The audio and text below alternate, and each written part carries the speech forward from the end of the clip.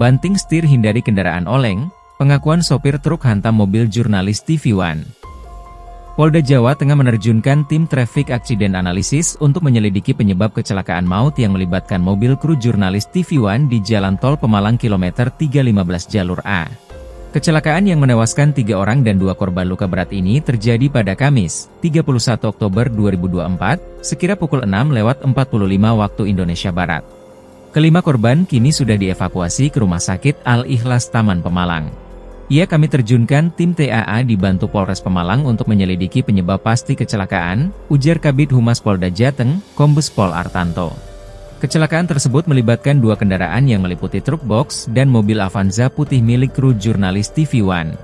Kecelakaan terjadi ketika truk melaju dari arah Jakarta dan hendak menuju ke Semarang. Truk menghantam bokong Avanza hingga bagian belakang mobil tersebut hancur. Artanto menyebut dari hasil pemeriksaan sementara, truk menabrak mobil kru TV One karena truk menghindari kendaraan tak dikenal yang oleng di depannya. Ketika menghindari kendaraan tersebut, truk membanting setir ke arah kiri. Truk lalu menabrak mobil kru TV One yang sedang parkir di bahu jalan tol, ujarnya. Pihaknya kini masih memastikan kronologi sementara itu dengan melakukan olah TKP dan mengumpulkan sejumlah bukti lainnya. Dia menambahkan, mobil yang ditumpangi oleh kru TV tersebut membawa 5 orang.